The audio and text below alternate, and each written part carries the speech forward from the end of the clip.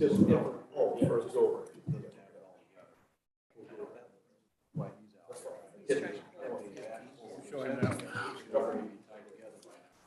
He didn't have it.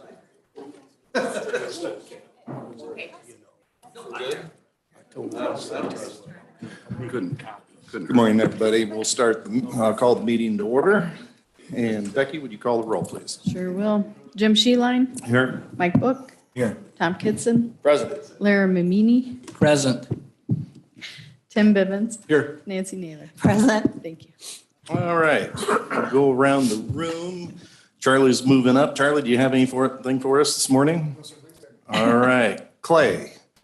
No, sir. Thank you, Mr. Sheriff. Kevin. Just what's on the agenda. Okay. David? All right. Dean?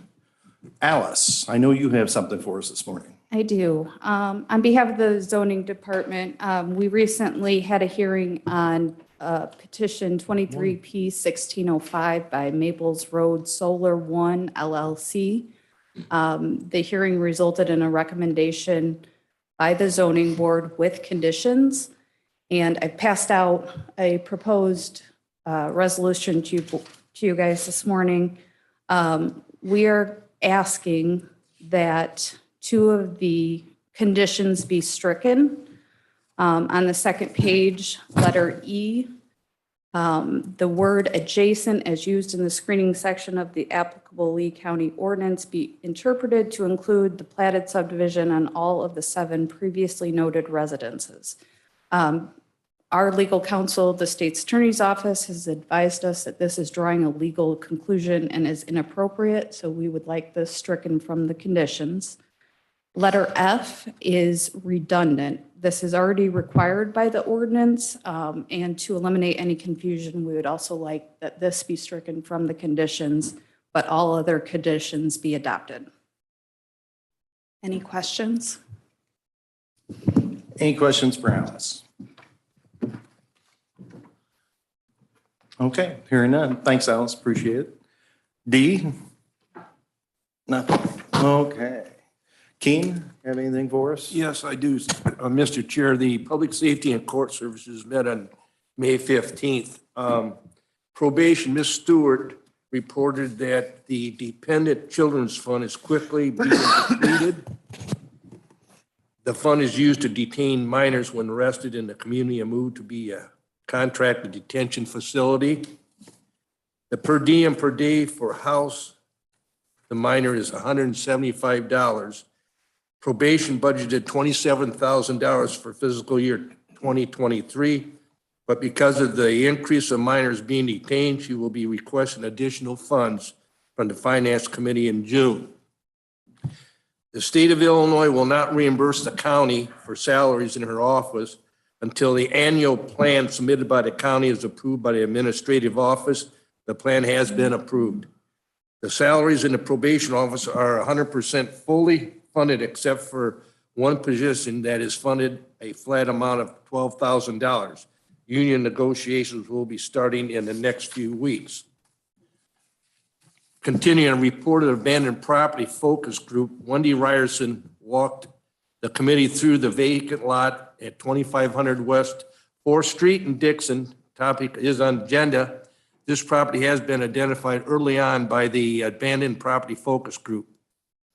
The unsafe conditions were mitigated, asbestos removed, mobile home removed, and the well was sealed. The property was advertised in a newspaper soliciting sealed bids for the purchase of the property. 2 sealed bids were received with the winning bid $5,006.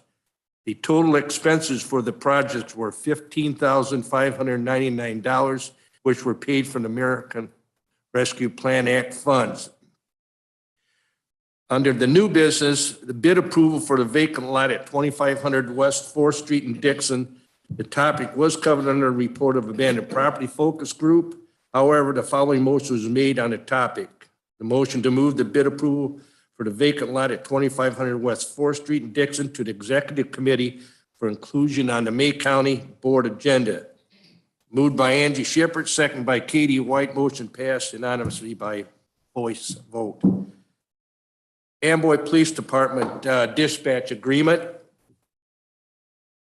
Wendy Ryerson explained that the county has been working with the city of Amboy, mayor, town council to finalize the next revision of the Amboy dispatch agreement. Since 2011, the county has entered into an intergovernmental agreement with the city of Amboy to provide police dispatching using a different methodology. The agreement was revised based on a percentage of 911 calls dispatched to the city. The annual fee changed from approximately $21,000 to $26,500 per year. Amboy City Council plans to approve the revised agreement at their May 15th meeting. Motion to move the intergovernmental agreement between the County of Lee and City of Amboy for police dispatching, call taking, and telecommunication service to Executive Committee for an inclusion on a May County Board agenda. Moved by Andy Shepherd, second by Mike Pearson. Motion passed unanimously by voice vote. Resolution appointment of William Ogun to the Ohio Fire Protection District. The motion to move the reappointment of William Ogun to the Fire Protection District to Executive Committee for inclusion on the May County Board agenda. Moved by Katie White, second by Mike Pearson. Motion passed unanimously by voice vote. That's all I have, sir. Very good. Thank you, Mr. Thank you, Hudson. Mr. Chair. On the probation, Amy, do you have any comment on that? Excuse me? Oh, I'm sorry. I do not at this time, sorry. I can look into a few things about funds, but I cannot. Yeah, I just didn't know whether, if you've been, okay. Well, without asking the question, Paul knew exactly what I was asking. But of course, the question is there funds that we can transfer in to get that? Look into that. Okay, This time I can do that. all right, appreciate that. Michael, did I call on you? No, sir. Yeah. Okay, thank you. Courtney, I'm assuming these two gentlemen are with you? So go ahead. Good morning, everyone. Courtney Kennedy is local counsel for Maples Road Solar One LLC. With me this morning is Tom Ryan, the developer of the project, and Anthony Neve, both on behalf of Maples as well. As Alice mentioned, we appeared before the Zoning Board of Appeals. We went through 3 nights of hearing, 2 nights of evidentiary hearing, and then 1 night of the findings of fact. We had a unanimous recommendation from the Zoning Board of Appeals. We're here just to answer any questions that you might have. Any questions from the committee? Light duty this morning, Courtney. Thank you. All right, thank you. Thank you for being here. Thank you, guys. Appreciate it. Amy, back to you. Nothing? Oh, just good to see you this morning. Sarah, do you have anything for us? All right, Patty? All right, and Thomas?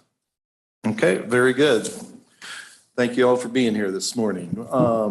Okay, moving on to the agenda. We have approval of minutes from last month's meeting. Any additions or corrections from the minutes? Hearing none, entertain motion to approve the minutes. Moved by Naylor, seconded by Book. All those in favor signify by saying aye. Aye. All opposed, motion carried. We have the treasurer's monthly financials. Paul. Okay. Just a couple of things to point out for you guys, and I'm sure you've read through the reports that I sent earlier this week, but under cash balances, I just want to point out general fund balance is at the lowest level it's been in a minimum, probably at least 2, maybe 3 years. Now, we can move, if we get to a point where we're really short of funds, we can move capital into that to cover any operational expenses. But at 387,000, I just wanted to give you a quick heads up on that, that is lower than it's been in quite some time. That's probably the biggest thing I noticed out of the financials.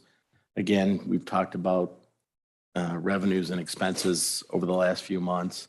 I will point out, I did receive a letter from the Illinois Department of Revenue regarding personal property replacement tax. This is a PPRT tax that we have seen grow exponentially over the last couple of years, and most of that being federal government money that's been pumped into the economy We're seeing a portion of that is starting to drop. Well, the letter states that they are recalculating that. They've looked at that. It's a minimum of a 5% reduction coming in the next year. So they just wanted to give us all a heads up that, you know, that's coming. So we will see a reduction in that. And then a couple of things I want to talk about outside of what's on the agenda there was tax bills are going in the mail today for all of you who are looking for your Lee County tax bills. They should be in the mail today. Due dates are in June 23rd and September 1st.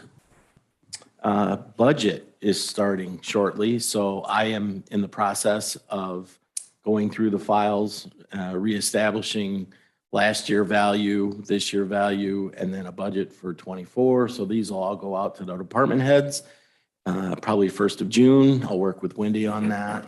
But wanted to give you guys on the finance team a heads up because we need to start thinking about dates for our 24 budget.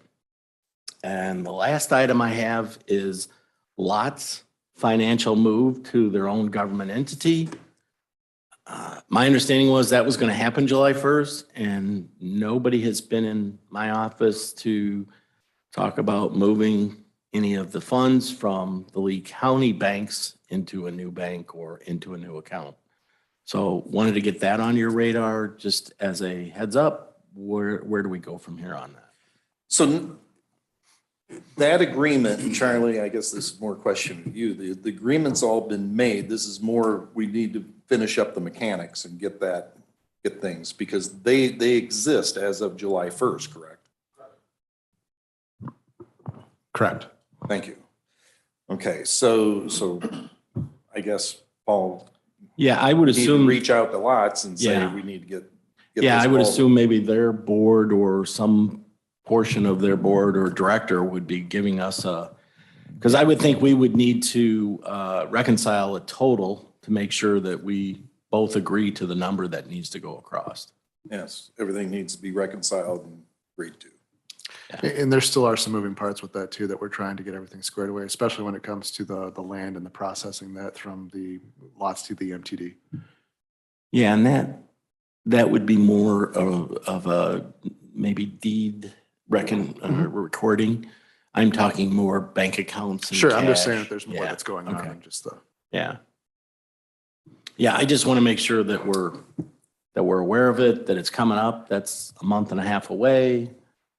And we, you know, if they're truly, and then. And it'd be what- really nice, and I appreciate you bringing this up because it'd be really nice to have the kind of seamless, July Correct. 1st, we're reconciled, we're both on the same page as where financially everybody is. Yeah. And it's more than just moving the money as well. Obviously, we're doing the accounts payable, we're doing the payroll for them. We're doing all accounting functions.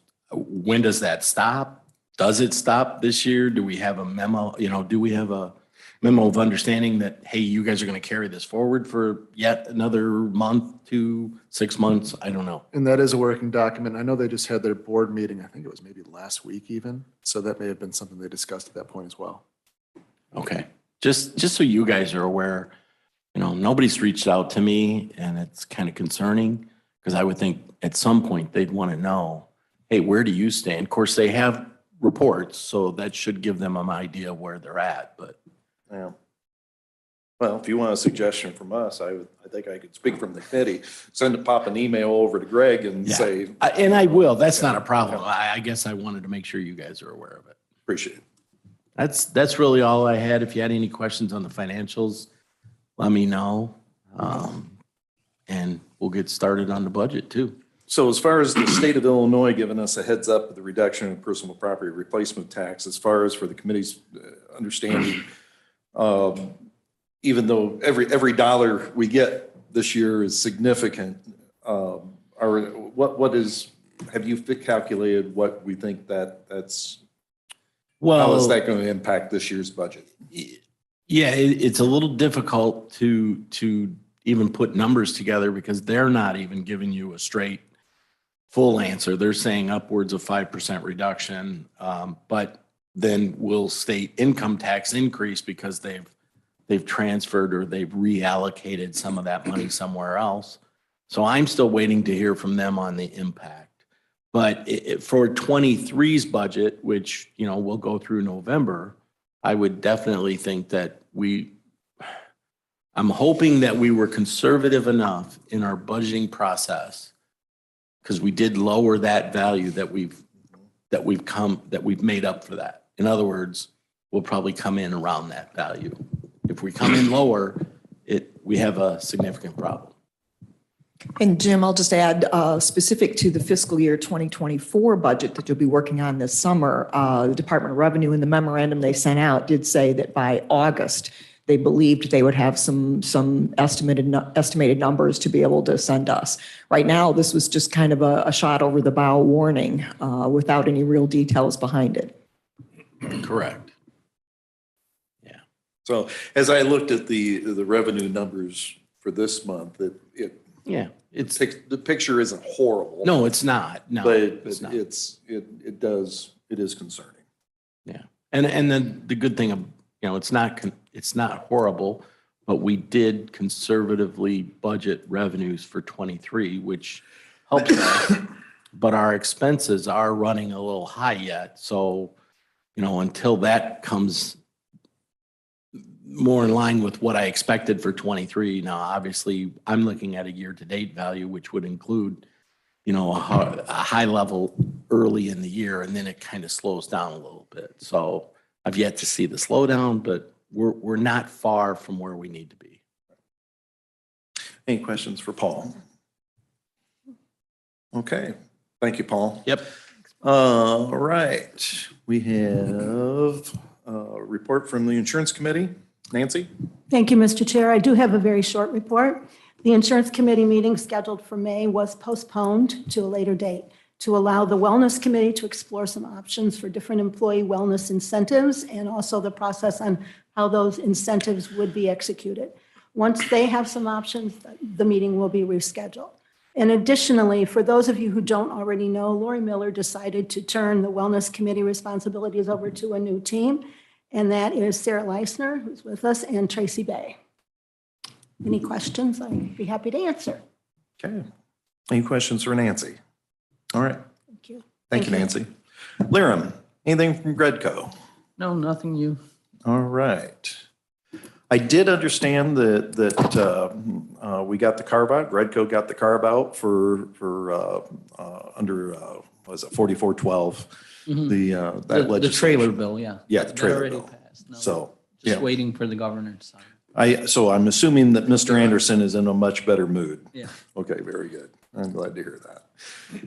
All right, ARPA, do we have anything from ARPA? Nothing. Okay, very good. Thank you. We have no Joseph Meyer resolutions this month. We have no unfinished business for this month, new business. We have a maintenance request for new mower, tractor, mower deck, and snow blower, and we've got a quote for a tractor. Reason, of course, why this is here is because this is an unbudgeted item. Tom, what do you have for us in regards to the tractor? What happened? The old one blew up. The only thing that's not on that, on the board request, I believe, is the trade-in value for the old one is $2,500. So it'd be $2,500. Tom, can you use your microphone, please?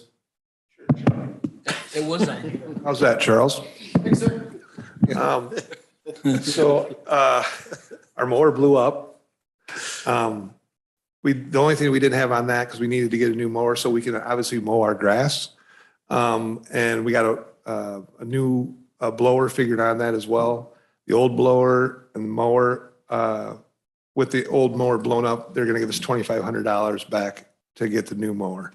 It's gonna be a gas mower, but we need it for maintenance in the county, and it's just something we wanted to get ordered sooner than later so we could start mowing or continue mowing. All right. Is there a recommendation of do we have any money left over in capital that we can pull this from, or where's the thought of where this? That's what I was going to suggest, is maybe looking at our capital expenditures for the year and what we are and are not going to spend. We're more than 6 months in. I think there's some items there that are probably going to be held off until next year that we could use the funds to purchase this mower. I think that's a fair statement. We did have some things, projects that we thought were going to go forward this year that are going to be delayed until the following year. So the good news is there's an opportunity to purchase the lawnmower. The bad news is we'll be looking at it at budget time next year, for next year's budget, I should say. Right. Okay. Well, I guess we get ball rolling, entertain motion to approve the purchase as presented and with the funds coming out of capital. So moved. Moved by Kitson, seconded by Bivens. Any discussion? Hearing none, all those. Tom, they have this in stock, right? We don't have to worry. I have no idea. We gotta Okay. be able No, to I- place the order. And I'm sure that, I think Prairie State's got one Yeah. somewhere. I Yeah. mean, they got like a bunch of Yeah. stores. Okay. Okay, any other questions? Hearing none, all those in favor of the motion signify by saying aye. All right. Aye. All opposed, motion carried. You know, I just realized, I told you to kick me Yeah, when we went around I the was gonna room. get to that one. And- Got a little further. well, let's just take it right now. Tom, you had something that you wanted to. Okay, for tourism, just been going to each committee this week. As you may or may not know, the city has withdrawn from agreement that dates way back, which basically means it was $180,000 a year in revenue from motel tax, or they call it bed tax. And we used to get 88,650 approximately of that for tourism. With the city pulling their funds out of that, which we understand, they're developing out south of town. It's nothing against them. It's just their decision to do that. But that leaves us with 27% for the hotels that are in the county, or approximately $49,000 a year. And we know that the Lincoln Way Inn in Franklin Grove is going to be closed, be closing later in the year. That'll lose about $7,000 to $8,000. So we're somewhere around $40,000 we're going to have left, 42. And so, chairman organized the tourism focus group. And our goal was to analyze, develop, and present recommendations to the board for a sustainable tourism program which promotes economic community development. And so by doing that, we have met with 3 different groups, and we've had multiple meetings. We met with Lee County Tourism as it is and said, what can we do if we cut your budget that far? We also met with Discover Dixon, and we met with Blackhawk Waterways, which we donate money to or contribute to now as part of their connection to state tourism. After the meetings and after preparing lists of pros and cons and so forth, we have as a committee come to the conclusion that it would be best for us to enter into a 2-year contract with Discover Dixon. We have yet to look at the contract. Actually, Discover Dixon, unless they're listening to our hearings, does not know that yet. We've not told them. However, Wendy and I met with the Lee County Tourism Board last week and explained to them what we were doing and why, and answered their questions and so forth. And so things will be moving forward with that, but we will be revising the Lee County tourism ordinance in the future. So any questions, I'll try to answer. Just more information than anything, so you know what's going on. Thank you, Mr. Chairman. Jim, Thank you, Tom. before you go on, I also Yeah. had a couple things to report to the committee, if this is an appropriate time to do that. It would be. All right. So just a couple things, follow up on Paul's report. We did set the budget dates for this year for finance in advance of January 1st. By doing that, what we do is we're able to publish those with the entire year's calendar instead of individually through the summer as we're doing it. So we still have flexibility to change them if something really falls out and we can't make one of those meetings, but those dates are already out there and published. I will plan on bringing those dates back to you next month just to remind you of what those dates are, or maybe I'll do it one better and just email it to you guys and make sure that you mark those on your personal calendar so that you're available for those meeting dates. All right. One second shout out is to Keen Hudson over there, who literally went through everything I was going to report to you. Nice job. You saved me some trouble. There were a couple things that weren't on Keen's committee, though, that I'll give you a heads up about. There is going to be moving forward a resolution on the rental housing support program. Rental housing support program, if you've never heard that term, is a program in which the county clerk or recorder is required for every recorded document to charge a fee. The existing fee is $9 per recorded document. That fee then gets forwarded on to the Department of Revenue.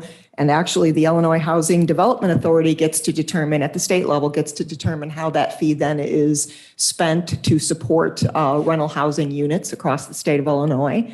They recently passed a public act that increased that fee from $9 to $18. This is essentially a state mandate. However, there is a resolution moving forward in which we're looking for your approval to include that increased fee on Nancy's. Clerk Peterson has a statutory requirement that she has a predictable fee schedule published out on the website and for individuals who are looking to record a document in Lee County. So she needs to update that predictable fee schedule and is looking for this resolution to kind of provide transparency to that update. So you might wonder why you have a mandated fee that you need to approve. Mostly it's for Nancy and the transparency of that predictable fee schedule. Health Department codes, you'll be hearing, they presented on Monday morning, and in your packet, either for county services or for your full board meeting, will be code updates. Codes for Health Department have not been updated since 2010. So over that course of time, the Illinois IDPH changed their codes. And so part of the code changes are to reflect the consistency with IDPH's codes. There's also some technology updates in there, things that didn't exist 10 years ago, or in 2010, I should say, such as food trucks. Food trucks are a big thing right now. So they created a category for food trucks specific to that niche, you might call it. So there's also fee increases in there. They did a lengthy analysis, as Katie White explained to us at County Services, a lengthy analysis to determine what are their costs to provide these services.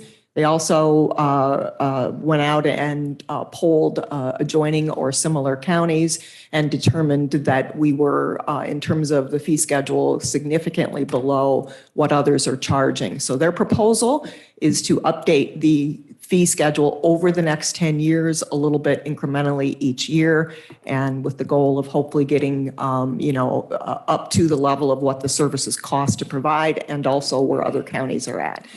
Lengthy documents in there. They are tracked with the changes, so it'll be easy to read through and update and review the changes. I recommend you do that prior to the board meeting.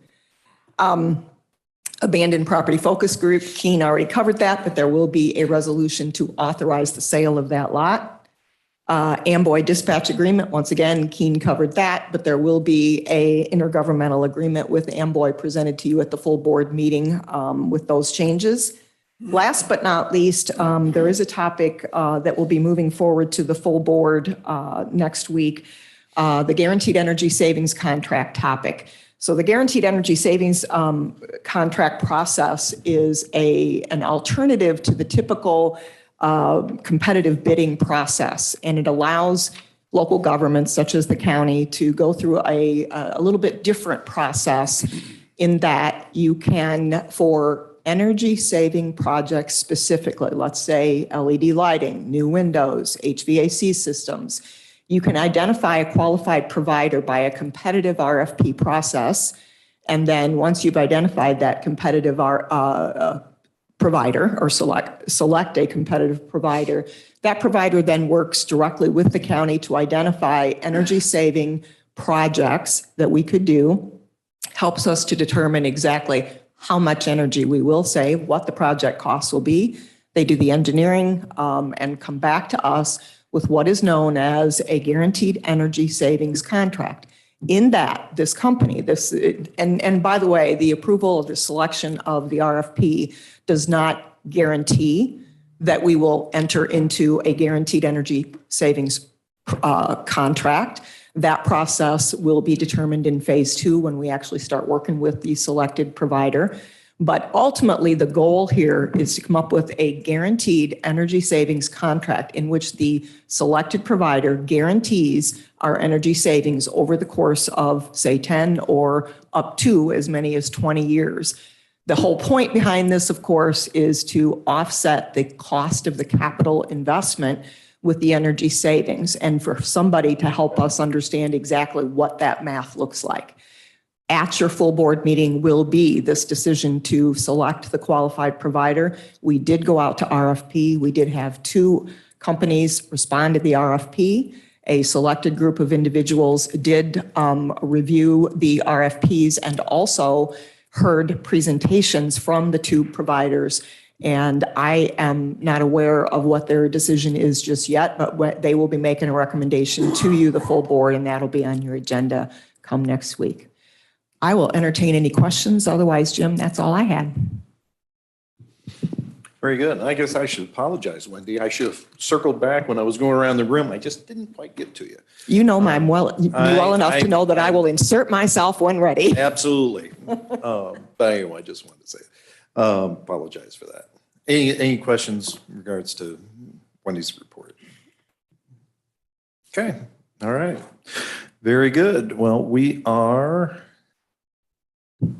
down to executive session. I'd entertain a motion, go in executive session per 5 ILCS 120-2 C5 purchase of property. Entertain that motion, moved by Bivens, seconded by Naylor. All those in favor signify by saying aye. Aye. All opposed, motion carried. Thank you.